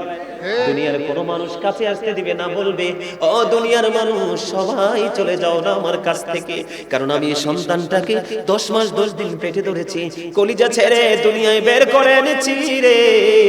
এই সন্তানের সেবাটা আমি মাই করতে চাই, আর মায়ের সেবার মতো বন্ধু এত মধু পৃথিবীর কোন মানুষ বন্ধু করতে পারে না, ঠিক কিনা বলেন? শুধু তাই নয় ও বন্ধু, তোমাদেরকে আরো আমি মেসেজ দিতে চাই, ওই যে জান্নাতের প্রেমময় খবর আমি তোমাদেরকে দিয়ে দিলাম, খুঁজতে হবে না, জান্নাত তোমার জন্য অপেক্ষা করবে যদি আমি আজকে যেইভাবে বলে এইভাবে তুমি পথ চলতে পারো। একজন বৃদ্ধ মা হাঁটতে পারে না, চলতে পারে না বন্ধু, এখন তিনি মনের মধ্যে স্বপ্ন হলো তিনি খানায় কাবা তাওয়াফ করবে, বাইতুল্লাহ তাওয়াফ করবে। আপনারা গেছেননি? বাইতুল্লাহ তাওয়াফ করতে কষ্ট হয় না? কথা বল। কিন্তু যৌবন যাদের আছে, ইয়াং যারা আছে, তাদের কষ্ট হয় না, মনে হয় তাওয়াফ শেষ হওয়ার পরেও তারা বুঝতে পারে না। এই জন্য হজে গেলে যাবেন জওয়ান কালে, বুড়া কালে না। আমাদের বাংলাদেশের মানুষের একটা চরিত্র হলো বন্ধু, সারা জীবন পাপ করে শেষ সময় হজ করে। আছে না নাই? মাপ ইচ্ছা করে এমন মানুষ আছে না নাই? বন্ধুরে আমার যৌবন কালের পাওয়ার বেশি হয়। আমি আপনাদেরকে বলে দিতে চাই, ওই ছেলেকে বললো, বাবা বাবা গো আমি কি করতে চাই, আমি তো খানায় কাবা তাওয়াফ করতে চাই, কিন্তু মা তো বৃদ্ধ, মা তো একা একা হাঁটতে পারবে না, অচল। এবার সন্তান কি করলেন, মাকে বন্ধু কাঁধে উঠিয়ে নিল রে, মাকে কাঁধে উঠিয়ে নিল। কাঁধে উঠিয়ে নিয়ে 1 বছর 2 বছর নয় 3 বছর নয় বন্ধু, 1 বছর 2 বছর করে করে বন্ধু 7 বছর কাঁধে করে মাকে তওয়াফ করালেন। সুবহানাল্লাহ। 7 বছর এমন পাগল সন্তান, মা খানায় কাবা তওয়াফ করতে চায় রে। 7 বছর মাকে কাঁধে করে বন্ধু খানায় কাবা তওয়াফ করালেন। খানায় কাবা তওয়াফ করার পরে সাদিকুত তাইয়ার নামক এক আবেদকে প্রশ্ন করলেন, আপনি বলে দেন আমি 7 বছর আমার মাকে কাঁধে করে খানায় কাবা তওয়াফ করিয়েছি, আপনি বলে দেন আমার মায়ের দুধের ঋণ শোধ হইছেনি? এবার বন্ধু সাদিকুত তাইয়ার নামক আবেদ একটা ডাক দিয়ে বললেন, ও বন্ধু তোমার হায়াত যদি 50,000 বছর হয়, কত? তোমার হায়াত যদি 50,000 বছর যদি তুমি হায়াত পাও, ওই হায়াত পাওয়ার পরে ওই 50,000 বছর যদি জনম দুঃখী মাকে ওই কাঁধে করে যদি তুমি খানায় কাবা তাওয়াফ করাও, ওই যে একটা নিঝুম রাত্রিতে সারা পৃথিবী ঘুমিয়েছিল রে, তুমি তোমার মায়ের স্তন চেপে ধরে দুধ পান করেছিলে, ও বন্ধু একটা রাতের দুধ পানির ঋণই তো শোধ হবে না। জোরে জোরে বলেন না একবার আল্লাহু আকবার, আরো জোরে বলেন না আল্লাহু আকবার। বলেন আমার মা নাই, আমার বাবা নাই, দয়াল রে দয়াল, আমার কি মা ডাকার সাদ নাই রে, আমার কি বাবা ডাকার সাদ নাই রে। বলেন আমার মা নাই, আমার বাবা নাই, দয়াল রে দয়াল, আমার কি মা ডাকার সাদ নাই রে। ঘরে যাইয়া সবাই দেখে জননীর মুখ, বাবা যখন মাথায় হাত দেয় ভুলে যাই সব দুঃখ। আমার মা নাই, আমার বাবা নাই, দয়াল রে দয়াল, আমার কি মা ডাকার সাদ নাই রে। বলেন শয়নে স্বপনে শুধু মা তোমার কথা মনে হয়, কতদিন দেখি না তোমার, ভুলে কি গেছো আমায়, ভুলে কি গেছো আমায়, আদর সোহাগ মাগো আর কোথা পাবো, কারা চলে আমি নিজেকে জড়াবো, আদর সোহাগ মাগো আর কোথা পাবো, কারা চলে আমি নিজেকে জড়াবো, কার কাছে ধরবো মিছে বায়না, তোমার মতো কেহ নাই, শয়নে স্বপনে শুধু মা তোমার কথা মনে হয়। আমার ভুবন জুড়ে শুধু দুঃখ জ্বালা, কে আর পরাবে আমায় সুখের সীমানা, আমার ভুবন জুড়ে শুধু দুঃখ জ্বালা, কে আর পরাবে আমায় সুখের সীমানা, কপলে কে দেবে আর কাজলের টিপ, তুমি জেনে ধরায়, শয়নে স্বপনে শুধু মা তোমার কথা মনে হয়। মারহাবা বলেন না। যার মানাই, যার মানাই সে বুঝে পৃথিবী তার কাছে কত ছোট। ঠিক বলছি না? মায়ের আঁচলের মতো বড়, মায়ের আঁচলের মতো এত প্রশান্তিময় জায়গা, বাবার হাতের ছোঁয়া, এই দুটার মতো প্রেম মধুময় আর কিছুই। আপনি যতই নামাজ পড়েন, যতই রোজা রাখেন, যতই হজ করেন, মার সাথে বাবার সাথে সম্পর্ক ভালো না রাখলে আপনার জীবনে কখনোই নেয়ামত আপনি পাবেন না। সম্মানিত উপস্থিতি, আল্লাহ কি বলেছেন? ওয়া'বুদুল্লাহা ওয়া লা তুশরিকু বিহি শাইয়্যান ওয়া বিল ওয়ালিদাইনি ইহসানা। আল্লাহ বলেছেন তোমরা আল্লাহর ইবাদত করো ওয়ালা তুশরিকু বিহি শাইয়্যা ওয়া বিল ওয়ালিদাইনি ইহসানা ওয়ালা তুশরিকু বিহি শাইয়্যা, আল্লাহর সাথে কোনো কিছুকে শরীক করিও না। ওয়া বিল ওয়ালিদাইনি ইহসানা, মা বাবার সাথে উত্তম আচরণ করো, প্রেমময় আচরণ করো। জোরে করুন না সুবহানাল্লাহ। আমার দিকে তাকান।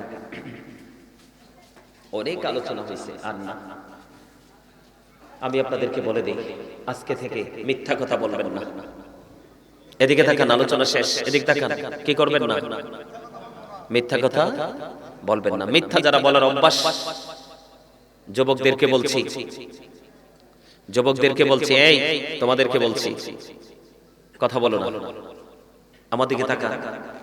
মিথ্যা কথা বললে দুটো অভিশাপ আপনার জীবনে নেমে আসে। কয়টা? প্রথম অভিশাপ হলো আপনি মুনাফিক। যারা কথায় কথায় মিথ্যা বলে, মুনাফিকের একটা নমুনা হলো মিথ্যা বলা। আর সবচেয়ে বড় তাৎক্ষণিকভাবে আপনার আমার জীবনে যে অভিশাপ, যেই মানে কি বলবো, যে ভয়ঙ্কর অভিশাপটা আপনার আমার জীবনে নেমে আসবে তাৎক্ষণিকভাবে মিথ্যা বলার কারণে। আপনি আমি কিন্তু নিজের গায়ের জোরে কিন্তু ভালো থাকি না। আপনাকে আমাকে ভালো রাখার জন্য আমার মালিক আপনার আমাকে সেফটি দেওয়ার জন্য ফেরেশতাদেরকে নিয়োজিত করে দিয়েছে। সুবহানাল্লাহ বলেন না কেন? আপনি যখন মিথ্যা বলতে থাকেন, কি বলতে থাকেন? মিথ্যা বলতে থাকেন, আপনার মুখ থেকে এত বেশি দুর্গন্ধ বের হয়, এত বেশি দুর্গন্ধ যেটা ফেরেশতারা সহ্য করতে পারে না।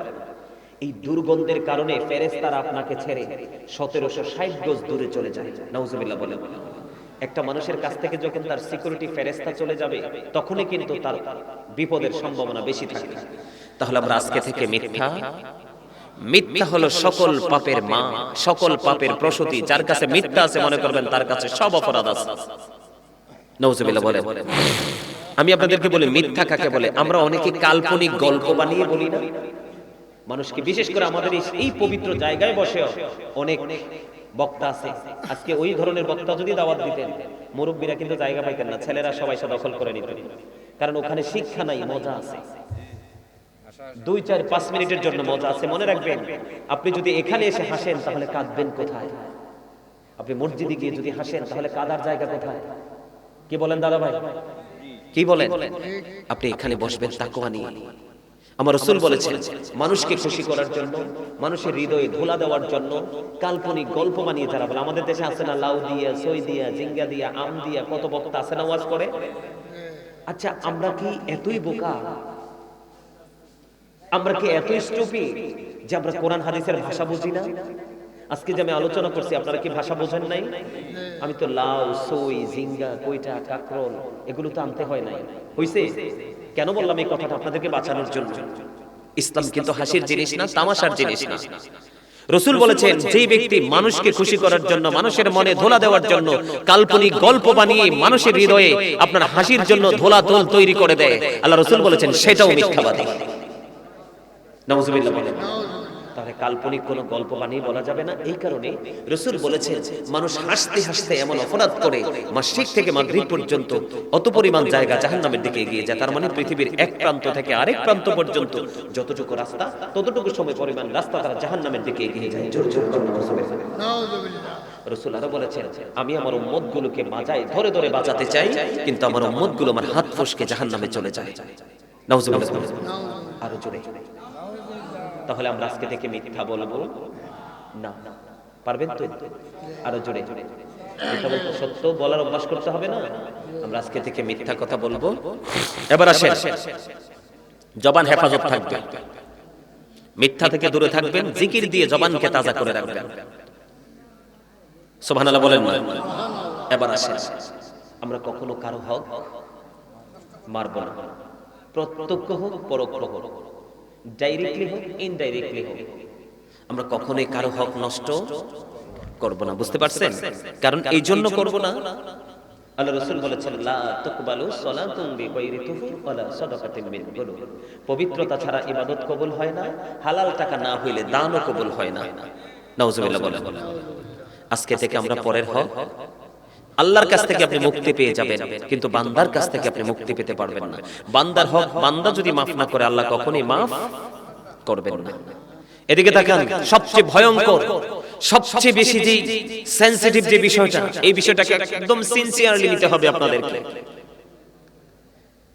আল্লাহ রাসূলের কাছে একটা মেসেজ আসলো, ইয়া রাসূলুল্লাহ, একজন ইন্তেকাল করছে, আপনি তার জানাজায় চলে আসেন, জানাজা পড়াতে চলে আসেন। নবীজিকে বলা হলো একজন ইন্তেকাল করেছে, জানাজা পড়াইতে রাসূল আছে, জানাজা পড়ানোর জন্য। তখন আমার রাসূল বললেন, সে কি কারো কাছে ঋণগ্রস্ত আছে? রাসূল বলেছেন, সে কি কারো কাছে ঋণী আছে? তখন রাসূলের কাছে খবর আসলো, ইয়া রাসূলুল্লাহ, জি, সে একটি দিরহাম ঋণ এখনো আছে তার, একজন তার কাছে পাবে। মাত্র কয় দিরহাম? ধরেন আমাদের দেশের একটা টাকা, কয় টাকা? একটি দিরহাম তার কাছে একজন পাবে। নবীজি তখন তাৎক্ষণিক উত্তর দিয়ে দিয়েছে, আমি নবীও যদি তার জানাজা পড়াই তাহলে তার কোনো উপকার হবে না। কেন হবে না? কারণ তার আত্মাটা আরেকজনের কাছে বন্দী। তার আত্মাটা কার কাছে বন্দী? আরেকজনের কাছে, কারণ সে তো এখনো ঋণগ্রস্ত।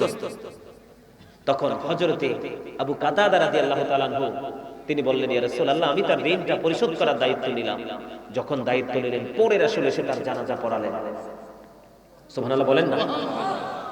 এখন আমরা হাসতে হাসতে কত মানুষের ক্ষেতের মরিচ পেরে নিয়ে আসি, গাছের পেয়ারা ছিঁড়ে নিয়ে যাই, মিষ্টি কুমড়া ছিঁড়ে নিয়ে যাই, তার বাড়ির আঙ্গিনাতে ফল চাইলে না দিলে চুরি করে বন্ধুদেরকে নিয়ে খেয়ে ফেলি।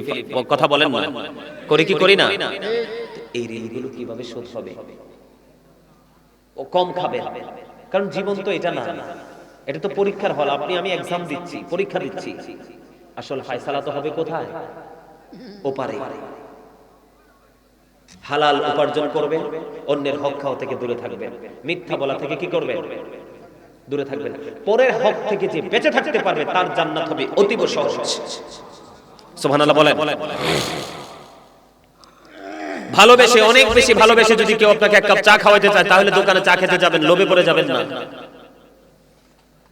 কারণ এমন তো হতে পারে সে আপনার সাথে চলে, চোখের দেখায় সে চক্ষু লজ্জা আপনাকে ডাকছে, হতে পারে না? একজন ডাকলেই কিন্তু তার ঘরে যে খাওয়া যাবে না। কথা কি বুঝতে পারছেন? সম্মানিত উপস্থিতি, আর যে আলোচনা করলাম, মা বাবাকে কষ্ট দেওয়া,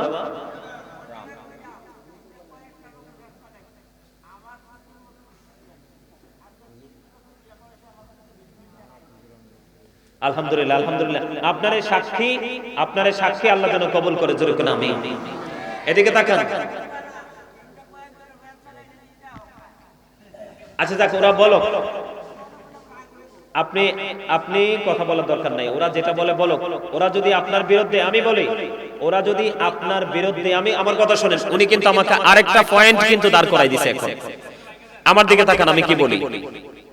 একজন মানুষ একটা কথা বলেনি, কিন্তু আপনি তার বিরুদ্ধে এই মিথ্যাটা রটিয়ে দিলেন, এটা কি হলো? মিথ্যা। এটা কি হলো? সে কিন্তু এটা করেনি, আপনি তার বিরুদ্ধে মিথ্যাটা ছড়িয়ে দিলেন, এটা হলো কি? মিথ্যা। আর একটা কাজ সে করেছে বা একটা কথা বলেছে, এটা আরেকজন শুনলে কষ্ট পাবে, আপনি সেটা তার কাছ থেকে শুনে এখানে তার কাছে না বলে আরেকজনের কাছে গিয়ে বলে দিলেন, সেটা হলো গীবত। সেটা হলো কি? গীবত। খেয়াল করছেন? মানে আপনি করেন নাই, আপনাকে নিয়ে এটা করা হয়েছে, এটা হলো কি? অপবাদ, মিথ্যা। তো মিথ্যা বললে কি হয়? কি হয়? আরে বাবা, ওয়াজ না করলাম, মুহাফাজ তো সোজা কথা, মুহাফাজ জানলে আবার মিথ্যা কথা কোন কেন? কথা বুঝেন নাই? আপনি তো জানেন মিথ্যা বলা মুহাফাজ, এরপরে কি মিথ্যা বলা কি বাদ দিবেন নি? আপনি আছেন চান্দিনা মধ্যমতলা, আপনি কোন আছেন বড় গোবিন্দপুর, এটা কি মিথ্যা না? আজকে থেকে মিথ্যা বলা মহাপাপ, এটা বলবেন না। আজকে থেকে মিথ্যা বললে আপনি মনে করবেন, বলে গাজী সাহেব বলে গেছে, যিনি মিথ্যা বলে তার মুখ থেকে এত বেশি দুর্গন্ধ হয়, ফেরেশতারা বিরক্ত হয়ে তাকে ছেড়ে 1760 গজ দূরে অবস্থান করে। জোরে কর নাউজুবিল্লাহ। আজকে থেকে এটা মনে রাখবেন। মহাপাপ তো সারা জীবন মনে রাখছেন, পরিবর্তন তো আসতে পারেন নাই। আমার কথা বুঝতে পারছেন? আর দ্বিতীয়ত হলো মুনাফিক, মিথ্যাবাদী হলো মুনাফিক। মুনাফিকের ঠিকানা জাহান্নামের একবারে নিকৃষ্ট জায়গা। নাউজুবিল্লাহ বলে। কি হলো? আপনি কিন্তু বলেন নাই, আপনার বিরুদ্ধে রটানো হয়েছে, এটা মিথ্যা অপবাদ। আর বলেছেন আপনার অনুপস্থিতিতে ঝগড়া লাগানোর জন্য, বাহিরে বলা হলো, এটা হলো গীবত। কে গীবত করলে কি হয় একটু কি বলবো? এখন কিন্তু আমাদের দেশের এই চা দোকানগুলো হচ্ছে মিনি সংসদ। ওমা বললাম না কি মাস্টার সাহেব মিনি সংসদ না, ওখানে দেখবেন কার বাড়িতে কার ঘরে সকাল থেকে বিকাল এক সপ্তাহ তো আরেক সপ্তাহ পর্যন্ত কি হয়েছে সব আলোচনা হয়। আর ওখানে তো আলোচনা হয় না, ম্যাক্সিমামই সমালোচনা হয়। ওটা কিন্তু আলোচনার জায়গা না, আলোচনার জায়গা হলো এগুলো, ওটা হলো সমালোচনার জায়গা। আর সমালোচনা মানেই তো পাপ, আর পাপ মানেই তো জাহান্নাম। আল্লাহ রাসূল একদিন এদিকে তাকান, আল্লাহ রাসূল হাদিস শরীফ আসছে, আল্লাহ রাসূল একদিন সাহাবায়ে কেরামদেরকে নিয়ে দাঁড়িয়ে রইলেন। হঠাৎ করে বাতাসের মতো ভেসে আসলেন এত দুর্গন্ধ। রাসূল এবার সাহাবায়ে কেরামকে প্রশ্ন করলেন, তোমরা কি বলতে পারবে দুর্গন্ধটা কিসের? এখন ওরা উত্তর দিল আল্লাহ এবং আল্লাহর হাবিব ভালো জানে। তখন রাসূল বললেন, এই দুর্গন্ধটা আসছে, ওই বাতাসটা আসছে, ওই এক লোক আরেকজনের গীবত করতেছে, এই জন্য তার থেকে দুর্গন্ধ ছড়াচ্ছে। জোরে করে নাউজুবিল্লাহ। আরে ভাই, আমরা দুর্গন্ধ কোনটা বুঝি না, সুঘ্রাণ কোনটা বুঝি না। আপনি বলেন গীবতের দ্বারা কি আপনার সমাজে কি দুর্গন্ধ ছড়ায় না? বলে হুজুর দুর্গন্ধটা কেমন? একজনের সাথে কি আরেকজনের মানে বিরোধ সৃষ্টি হয় না, দূরত্ব সৃষ্টি হয় না, মারামারি হয় না, মামলা হয় না? তো এটা কি হলো? শুধু একটা কথার কারণে। এই সম্পর্কে আল্লাহ বলেছেন, ফিতনাতু আশাদ্দু মিনাল কাতল। সমাজের মধ্যে, জাতির মধ্যে যারা ফিতনা লাগাবে তারা হত্যার চেয়ে বড় অপরাধী। জোরে করে নাউজুবিল্লাহ। আরো জোরে। হত্যার চেয়ে বড় জঘন্য অপরাধ হলো সমাজের মধ্যে ফিতনা। আর এই ফিতনাটা তৈরি হয় গীবতের মধ্যে। এখন আসেন আরেকটা হলো, আপনি যেটা করছেন, আমি এটা আপনাকে সামনাসামনি বলে দিলাম, এটাকে বলা হয় গালি। এটা কি? আপনি যেটা করছেন সামনে বলে দিলাম, এটা গালি। আপনার অনুপস্থিতিতে বললাম, এটা গীবত। আপনি করেন নাই, আরেকজনের কাছে মিথ্যা উঠিয়ে দিলাম, মিথ্যা অপবাদ। নাউজুবিল্লাহ বলে। কাল হাশরের ময়দানে আপনি যার গীবত করেছেন, আল্লাহ রাব্বুল আলামিন বলবে, তুমি তাকে সামনে এনে দেওয়া হবে, তার গোশত খাও। আরে কি যে যন্ত্রণা! গোশত খেতে হবে, বাঁচতে পারবা না, মরতে পারবা না, পালাইতেও পারবা না। গোশত খেতে থাকবে আর মুখটাকে ভেঙচাতে থাকবে। এত যন্ত্রণাদায়ক হবে পরিবেশ। গীবত বড় ভয়ঙ্কর জিনিস। আর কাউকে কখনো সম্মান করতে না পারলে অসম্মান কখনো করবেন না। আর যদি সে কোনো অন্যায় করে থাকে, সমালোচনার মাধ্যমে তাকে শুধরানোর চেষ্টা করবেন। কথা বুঝতে পারছেন? তাহলে আমরা কি করব না? মিথ্যা বলবো না, গীবত করব না, পরের হক খাবো না, 5 ওয়াক্ত নামাজ পড়ব। বিশেষ করে আপনাদের মধ্যমতলাতে সুদ খায়নি কেউ? আছে? সুদ কম না? আচ্ছা, যা কম হোক আর বেশি হোক, সুদ কখনোই হালাল নয়, এটা ভয়ঙ্কর হারাম। টাকায় যদি টাকা বাচ্চা দেয়, তাইলে এটাই সুদ। টাকায় কি দেয়? মানুষ বাচ্চা দেয় না, গরু ছাগল বাচ্চা দেয় না, পশু পাখি বাচ্চা দেয় না? ঠিক যেই টাকাটা বাচ্চা দেয়, ওই টাকাটাই হারাম। নাউজুবিল্লাহ বলে হুজুর, গরু আপনি সবটাকে হারাম বলে দিলেন। না, সবটাকে বলিনি। আপনারা এই এলাকায় কি ফসল হয় না? আপনারা ফসল করেন না? এদিকে তাকান, সোজা একটা হিসাব বলে দেই শেষ সময়। ধরেন আপনার এলাকায় একজন মানুষ 5 কানি জমিন করে। কয় কানি? 5 কানি। আপনারা কানি বলেন না? আমরাও কানি বলি। 5 কানি জমিন করে, কিন্তু সে কৃষক, ফার্মার, ফরম্যান, গরিব। এখন তার তো 5 কানি জমিন করতে টাকা লাগবে। আপনি কিন্তু রিচ ম্যান, ধনী মানুষ। তে আসছে আপনার কাছে, চলে আসলো, ভাই আপনি আমাকে 5,000 টাকা দেন অথবা 10,000 টাকা দেন। তখন আপনি কি করলেন? তাকে ফসল উৎপাদনের জন্য 10,000 টাকা দিয়ে দিলেন। কি করে দিলেন? 10,000 টাকা। কথাটা বোঝেন? কি দিলেন? কতদিন আগে? 3 মাস আগে। মিনিমাম 3 মাস লাগে ফসল উঠতে, লাগে না? 3 মাস আগে আপনি 10,000 টাকা দিলেন। যখন সোনালী ফসল কাটা হবে, যখন আমাদের এখন অগ্রহণ মাসের ফসল কিন্তু কাটা হচ্ছে না? যখন ফসলটা কাটা হবে, কাটার পরে যে কৃষককে আপনি 10,000 টাকা দিচ্ছেন, 10,000 টাকা আনতে পারবেন না। ওই সময় ধানের যে দাম থাকে, ওই 10,000 টাকার হিসাবে 10 মণ হোক, 15 মণ হোক, 20 মণ হোক ধান আপনি নিয়ে আসবেন। তাহলে এটা সুদ হবে না। বুঝতে পারছেন? এখন কি এটা করে 50,000 টাকা দিয়েছেন, হাতে 10,000 টাকা রেখে দেয়। নাউজুবিল্লাহ কর। আরো জোরে। এই দেখছেন তো, যেই লোকটা টাকা লাগায় ওই লোকটার লগে কিন্তু 3-4 জন থাকে। কথা কয় না দাদা ভাই? থাকে না? থাকে না? কিন্তু তারা তো জানে সে সুদ খাচ্ছে। সুদ তো টোটালি হারাম। হাসবেন না প্লিজ, গুরুত্ব দিয়ে শোনেন। যে সুদ খায়, যে সুদ দেয়, যে সুদ নেয়, যে সুদের সাক্ষী হয়, যে সুদের স্ট্যাম্প লেখে, লেনদেনের যে লোকটা গুরুত্বপূর্ণ ভূমিকা রাখে এবং টাকাটা আটকে গেলে উদ্ধার করার জন্য যে লাঠিয়াল বাহিনীকে ইউজ করা হয়, সবাই সমান অপরাধী। নাউজুবিল্লাহ। সবচেয়ে বড় ভয়ঙ্কর, সবচেয়ে বড় বিষধর সাপের সবল হলো কোনটা জানেন? যেই সাপের বিষ নামানো সম্ভব না। রাসূল জানিয়ে দিয়েছেন, যেই লোকটা, একটা লোক অপরাধী জানার পরেও, জালেম জানার পরেও, এটা কি জুলুম না? গরিব মানুষ বাচ্চাটা ডাক্তারের কাছে নিতে পারে না, কি করতে পারে না? কথা বলেন। আমি মনে বর্তমানে আমি মানুষের কাছে কত টাকা পাই আমি জানি না। এখন কিন্তু আমার ক্রাইসিস যাচ্ছে, তারপর আমি তাদের কাছে চাই, তারা দেয় না। অথচ সব হাওলা, তারা কিন্তু নিয়ে তারা সুবিধা ভোগ করছে। কিন্তু আমি দুঃখ পাই না। যদি কোনো কারণে দুনিয়াতে টাকাটা নাই পাই, তাহলে কিন্তু হাসরের মাঠে জমবে ফাইনাল খেলা। আর সেই বেলাটা হলো শেষ বেলা। কথা বলে না কেন? আপনার টাকা কেউ খাইলে দুঃখ করেন কেন? আপনার বাগানে শসা, লেবু, কামরাঙ্গা ফল খাইলে দুঃখ করেন কেন? রাসূল বলেছেন, আপনার গাছের বড়ই, পাকা বড়ই আপনি খাইতে পারেন নাই, 10টা পাখি এসে পেটের খিদায় খেয়ে চলে গেল। রাসূল বলেছেন, তুমি গাছ লাগাইছো, তুমি কীটনাশক দিয়েছো, সেচের ব্যবস্থা করেছো, সেই ফল পাখি খেয়ে শান্তি পেয়ে চলে গেল, অচিন দেশে উড়ে চলে গেল। রাসূল বললেন, দুঃখ করো না, তোমার আমল নামায় মনের অজান্তে সৎকার সওয়াব মালিক ঢুকিয়ে দিয়েছে। আপনার পুকুর থেকে একটা মানুষ 2টা মাছ ধরে নিয়ে গেল, আপনি 10 জন বসাইয়া তাকে চোর সাব্যস্ত করে আপনি সাজা দেন। যদি এটা না করে তাকে ডাক দিয়ে বলতেন যে, ভাই তুমি কেন মাছ নিয়েছো? আমার বাড়িতে মেহমান আসছে, গরিব মানুষ, মাছ পাইছে নিয়ে গেছে, যাও যাও নিয়ে যাও, খাইয়ে দাও। রাসূল বললেন, তোমার এই উদার মানসিকতার কারণে তোমার মত তার সাথে আজকে হয়ে যাবে তার কাছে তুমি তার জীবনের শ্রেষ্ঠ মানুষ। আর সে তোমাকে কিছু দিতে হবে না। আমার রাসূল বলে দিয়েছেন, তোমার আমল নামায় যেটা তোমার ফিউচারে বেশি প্রয়োজন, নেক সদকার সব সেই পরিমাণ দিয়ে দিই। সুবহানাল্লাহ বলেন আরো জোরে। আমার কথা বুঝতে পারছেন? যেটা বলতেছিলাম, বিষাক্ত সবল যেটাকে বলা হয়। আমার রাসূল বললেন, তুমি জানো লোকটা জালেম, গরিবের রক্ত চষে নিচ্ছে, তারপরেও তুমি তাকে সমর্থন দিচ্ছ বাজারের দিন 1 কেজি মাছের জন্য অথবা একটা জামার জন্য। চাচা আপনারা কি বিরক্ত হন? হ্যাঁ, তাহলে কথা কইন না, কারণ কথা কইলে আমার কাছে মনে হয় যে আমার বিরুদ্ধে কিছু হইতেছে, মানে আমার বিরুদ্ধে মানে আমার ওয়াজের বিরুদ্ধে আর কি। কথা বলেন না? হ্যাঁ, কথাটা মন দিয়ে শুনেন। জোরা বুড়া নাই, জোয়ান নাই, একজন সুদখোরকে আপনি সাপোর্ট দিলেন, সোজা কথা, জানেন সে সুদ খায়।